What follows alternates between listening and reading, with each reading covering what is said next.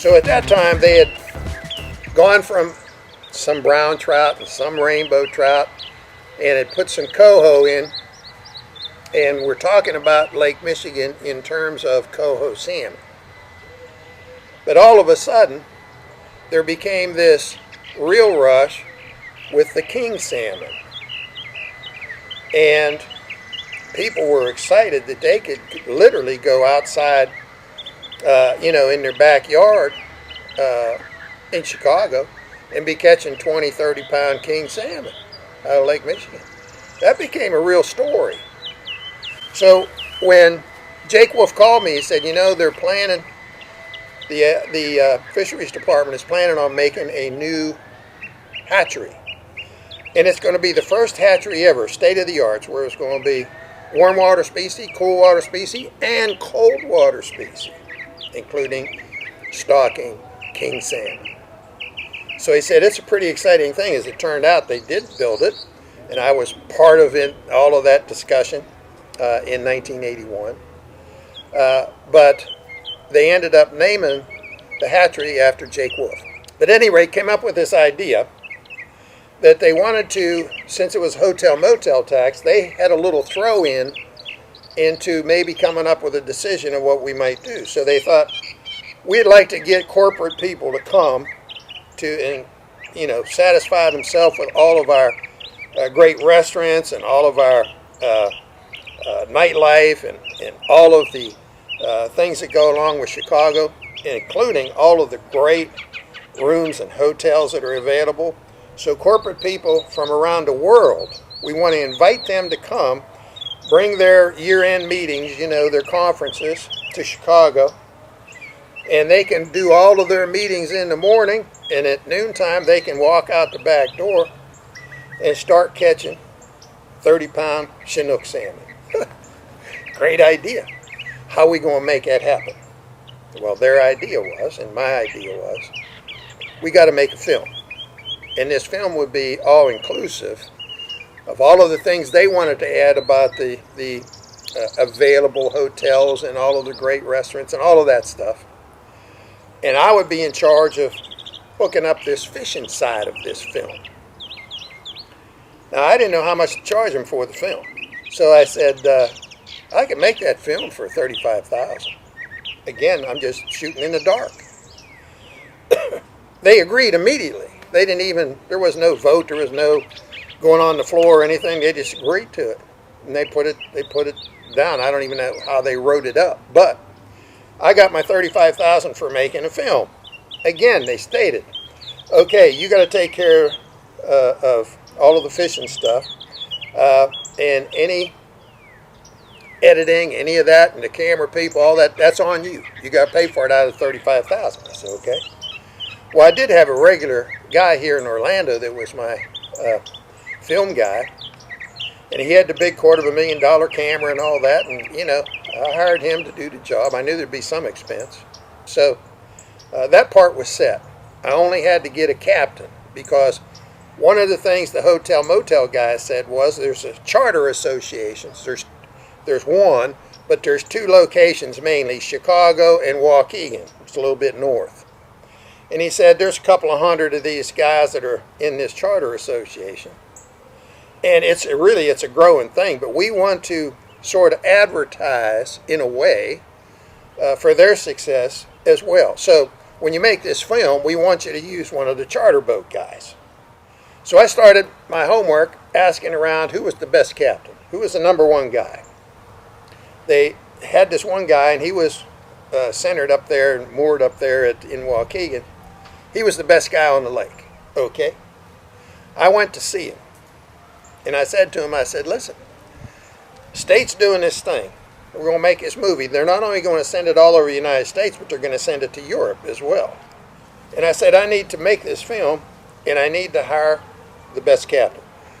I got the word that you're it, that you're number one on the lake. He said, well, I don't know about that. I said, well, that's what I've been able to find out. So you're the guy I'd like to have. And of course, he's got one of these big charter boats, like it's one of those ocean-going rigs,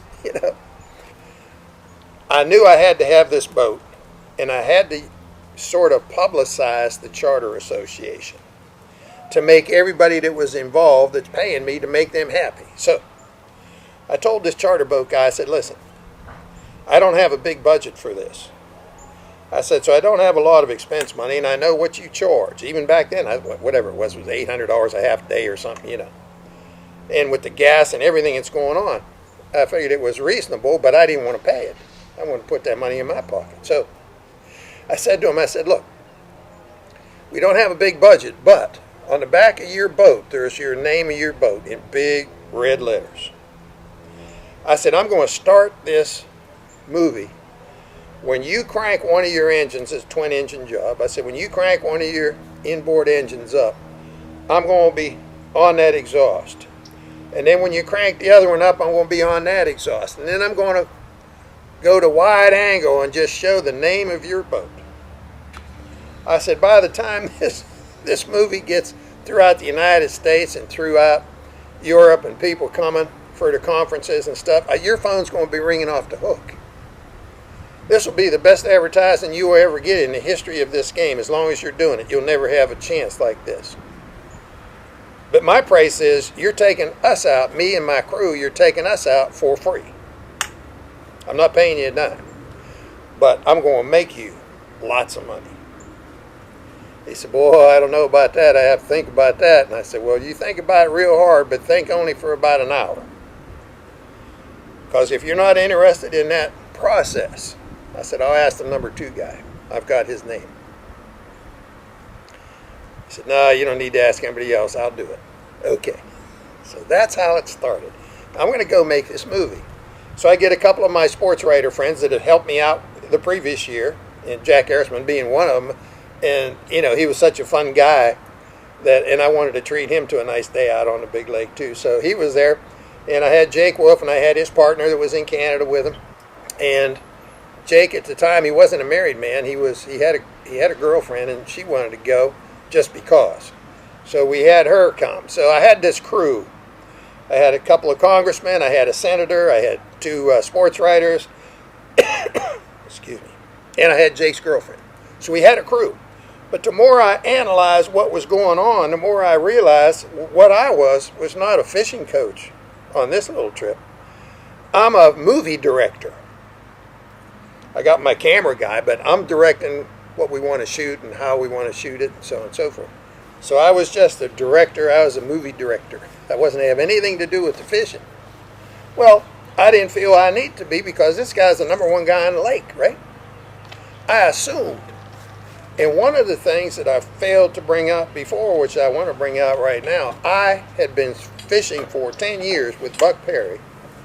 We were bass fishing, walleye fishing, northern pike fishing, muskie fishing all the species that I always fished all my life. But I never promoted trout and salmon. The reservoirs that were going up in the United States, everything was bass and walleye, bass and walleye, bass and walleye. Warm water, cool water species. There was hardly anybody fishing for Atlantic salmon, Chinook salmon, coho salmon, lake trout. Hardly any of that stuff was going on around big population centers. Hardly any of it. So I never promoted it. I never was involved with it. So now I'm asked to make a film, Chinook salmon. Well, I could probably go out there and find some Chinook salmon, but that wasn't my job. The way I had it set up, I got the number 1 captain on the lake. He's going to get us on the fish. We're just going to shoot a nice movie. I'm going to collect my money and go home. That was the deal. So we're on the lake for about an hour and a half. He keeps on heading straight out into the lake. And I said to him, finally, you know, I got a few questions for you. And I moved up. There's like 2 steps up to get into the sort of the medium deck where he's got all his charts and all that stuff. And I said, what are you heading for? Do you have some key structure area you're looking for, or someplace where you always are into them?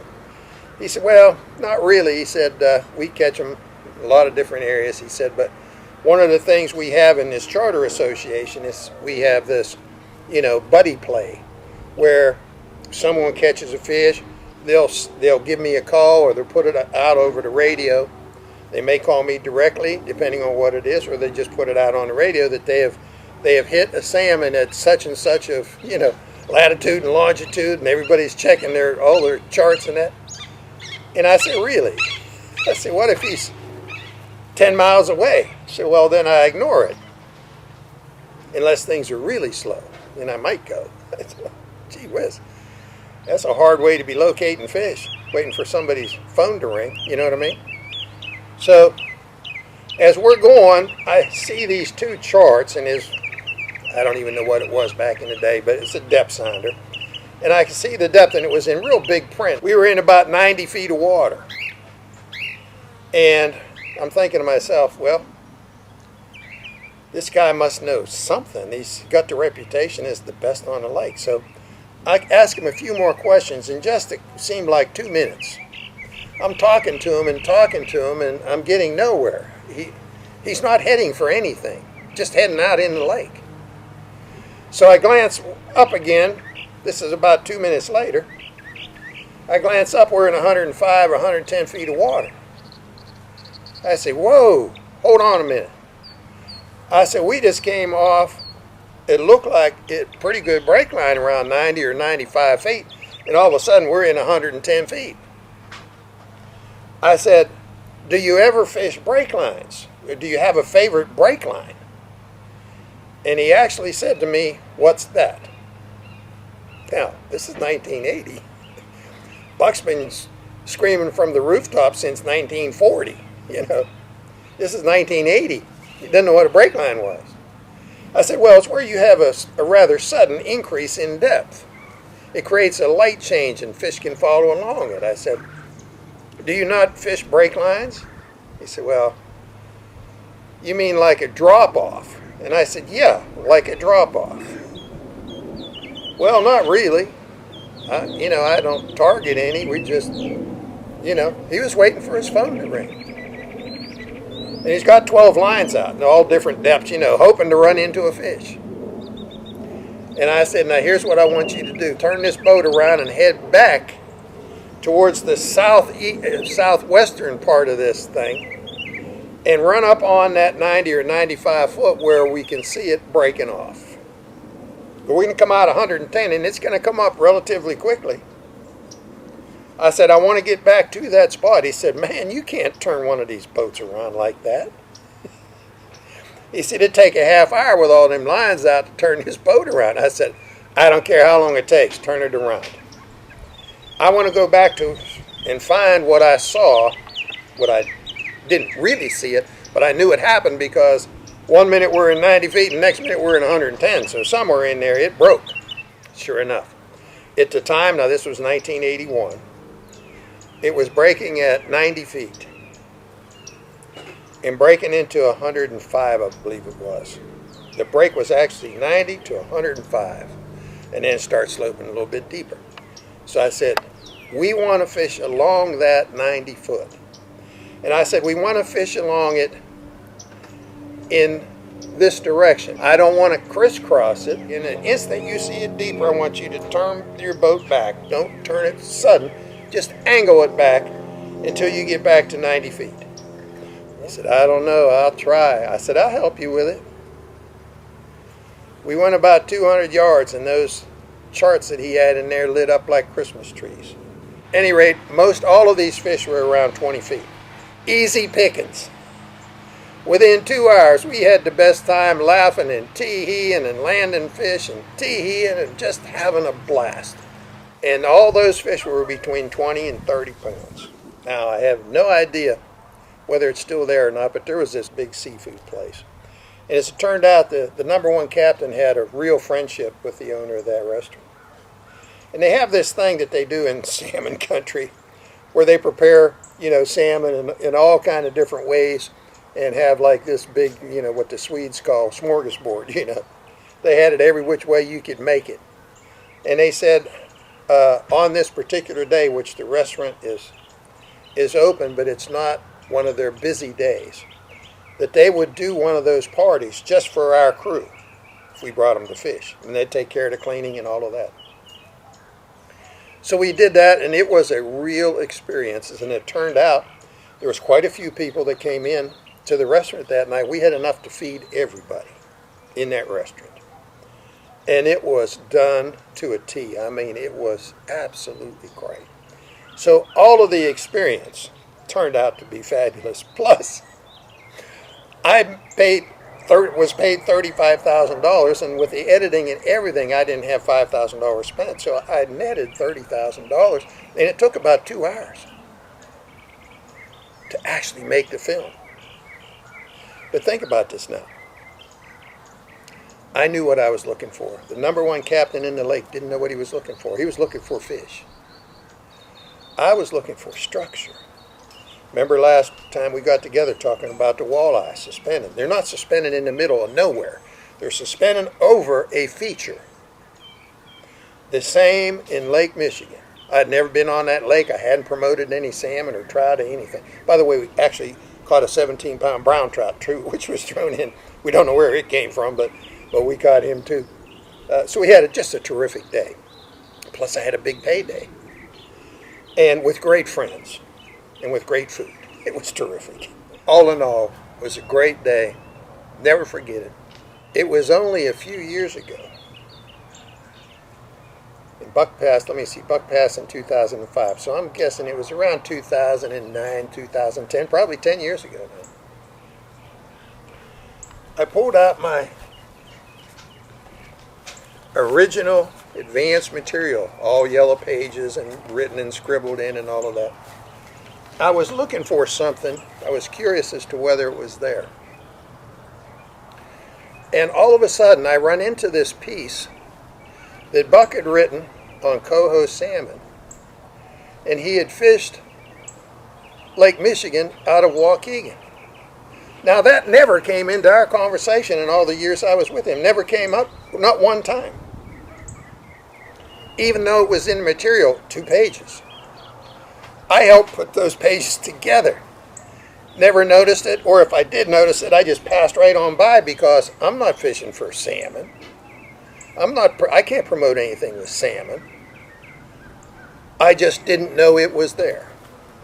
Like I say, till Buck was gone probably 5 years. So when I pulled that map out, he had a shallower break line mentioned, and he had it drawn in with a pencil, which we should always check. Start shallowest break line, move to the deeper break lines as we go. But the second break line he had drawn out and said it was excellent in June, was breaking at 95 feet or 90 feet into 105. Think about this now. We're talking about Lake Michigan. That's like saying you're going to fish the Pacific, or you're going to fish the Atlantic. What's the odds of me ending up with a break line that Buck outlined years and years and years ago? What's the odds of that? Even when I wasn't the one supposedly looking for the fish. That was supposed to be up to the captain. What's the odds? For someone who's grounded in our game, the odds are pretty good. You'd find what I found. I would find what Buck found. With people that are grounded in the fishing the way we fish, it's sort of not a surprise that I found what Buck found. It's not a surprise that you would go out fishing and find out what I found out. You'd end up at the same spot because you'd know what you're looking for. So when you see it, you recognize it, and then you fish it. Just like Lake Erie, for the most part. Lake Michigan. That's trolling water. Buck used to say, imagine going out on one of the Great Lakes with just a casting rod. You wouldn't have much of a chance. But even though you're trolling, you can't just troll into open water and hope to run into a fish. You have to use a guide, and structure is our guide. In the case of these big Great Lakes, the break lines are your guide in deep water. And when you see the fish suspended, easy enough to go catch them. And keep this in mind. When you see fish suspended, that means they're active. When they're not active, they're downstairs. But when they're active, they'll suspend, which means they're easy to catch. So I hope that story was of some interest to you, but it just reminded me, even back then, if you're grounded in the same information that I am, you can go to any lake, any body of water, any time of the year, any species, and do exactly what I would do, because you've done your homework. It doesn't change. We don't change how we fish. We don't change the fact that structure is our guide. We don't change the fact that depth and speed catches fish. We don't change any of that. We end up doing the same thing all the time, but occasionally we'll have a little different scenario. Now, to our suspended fish, we can add not only all the trouts, but we can also add the stripers. We can add the white bass. We can add the walleyes, like we talked about, on occasion over in Lake Erie.